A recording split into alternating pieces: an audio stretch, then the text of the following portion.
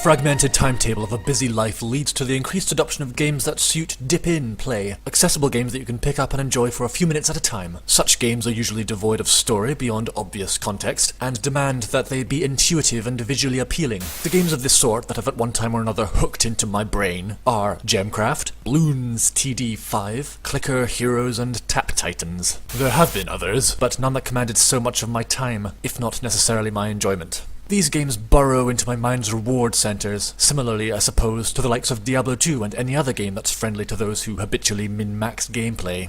Reflecting on these games, I find myself resenting them a bit, especially the latter two on this list, Clicker Heroes and Tap Titans, involves clicking or tapping, repeatedly, on various repeated animated images. Clicker games are basically defined by a sum. The animated images could be replaced by a counter citing the number of times required to click until the sum changes, and then you can increase a variable to increase the sum's result, or click damage. That is it.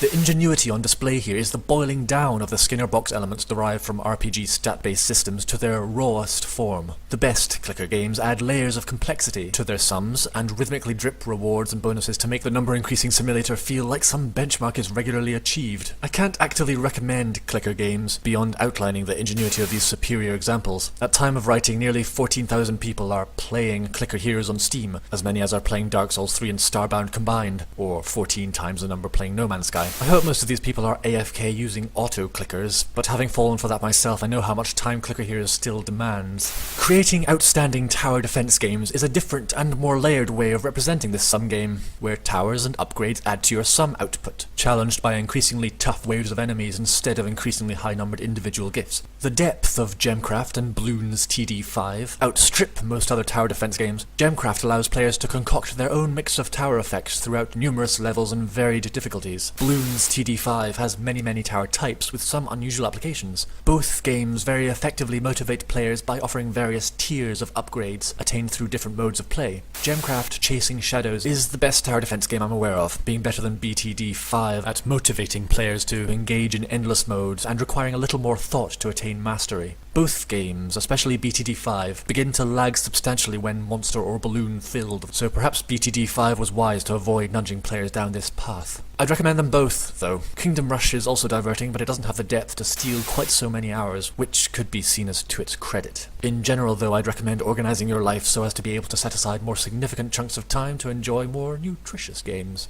I award them a millennium of repetition, which according to Steam is the actual amount of time spent on Clicker Heroes alone.